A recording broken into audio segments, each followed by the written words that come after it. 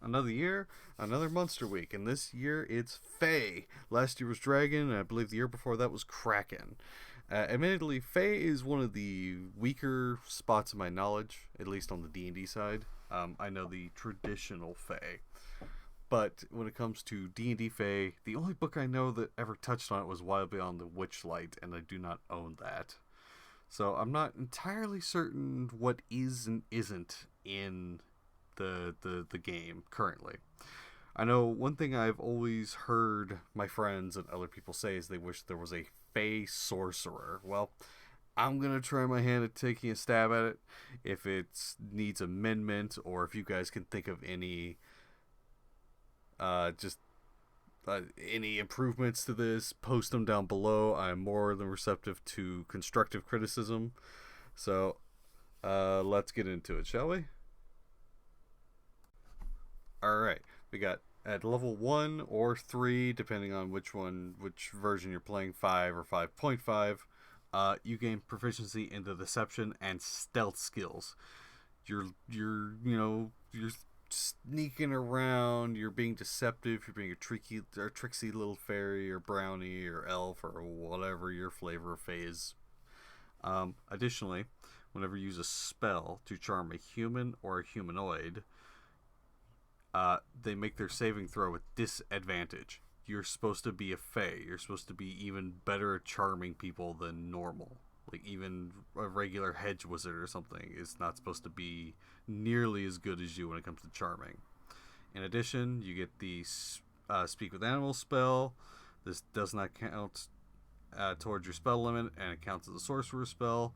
That's just for that little pinch of druidic magic that the sorcerers don't quite have.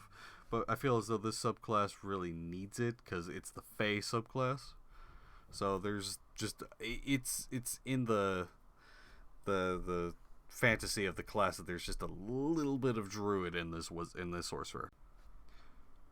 Jumping off the back of that last point to this one, that is further expanded in this expanded spell list. You get some druid staples here: entangle, pass without trace, spike growth, plant growth, conjure woodland beings. This is the sorcerer subclass that you just want a little pinch of that druid goodness, because you do not get these spells normally as a sorcerer. Mixed in with your normal illusion spells that most, I believe, the sorcerer spell list more or less compensates for well. I made this spell list more focused on the things that a sorcerer wouldn't be able to get their hands on naturally, aka all the more nature-themed spells. I believe it's a pretty good spell list, but if you guys have any recommendations for tweaks to it, again, post down below. More than happy for feedback. Alright, starting at level 6, we got a little bit of a double whammy with 2 abilities, the first of which being Fey Mind. If you lose concentration on a spell, you may spend a number of sorcery points equal to the spell's level to regain concentration on the spell. Doing this does not require you to respend the spell slot to re-engage the spell. You also gain the ability to not be able to be put to sleep magically if you do not have this ability naturally, aka you didn't start as a satyr or a elf or a fairy. I put that last flavor text sentence in there because otherwise you'd be hamstringing to only playing the Fey ancestry subclasses. So like I said, the elf, the satyr, the fairy, etc. This way you could be a dragonborn, a human, an orc, a gnome, or whatever, and you still get the benefits of the Fey ancestry ability, like the racial ability. As far as the just doubling down on concentration on a spell, I can't remember where I got it from, but I remember hearing some Fays had this ability where they could just double down on concentrating on spells. If it's too OP or too busted, I can make amendments to it, but I, as is, don't think it's that crazy because sorcery spells are kind of a limited resource. So if you're going to burn them to keep a spell going, you could do so, but you're going to run out of them quick. Now, I realize that could be a little hazy when it comes to some things to maintain concentration. Perhaps I should put a limit on it, like once per like casting of a spell, so you can only get it off one time and not just keep spamming it. Like I said, thoughts, feedback, more than happy to read your thoughts down below. Let's get to the next ability. The second 6th level ability, a Manifest Fey power. After casting an illusion or an enchantment spell at 1st level or higher, you may either turn invisible for 1 minute or until you make an attack roll which ends the invisibility, or you may teleport up to 30 feet to an unoccupied space you can see.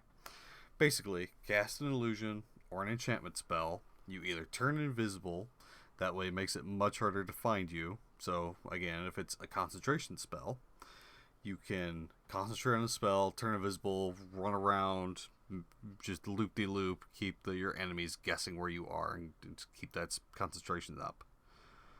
Or you can just bamf over to an unoccupied space. You can just keep doing this over and over, as long as you have spell slots. Mayhaps I should limit that to charisma modifier times per day, or proficiency mod times per day. Just so as it's not just boom, boom, boom, boom, boom, boom. You're constantly teleporting. In fact, that's probably exactly what I'm going to do now that I'm sitting here reading it. But again, if you have thoughts or opinions about that, just let me know. Alright, moving right along to Fey Aspect at level 14. You cease aging and cannot be aged magically. It's a little bit niche, but when it comes up, you will love it. Additionally, you may choose a new aspect to manifest into your form, which can either be fairy, moth, bat, or bird-like wings, which grant you a fly speed equal to your walking speed for an hour, or until you dismiss it as a bonus action. Concentration and free flying is always good.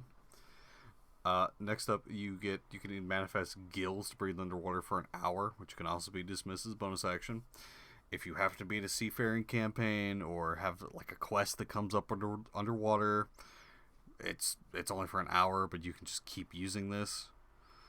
I don't believe I've put a limit on this. I should, again, like the last one, I should probably make it charisma modifier or something, or make it a short rest or a long rest recharge.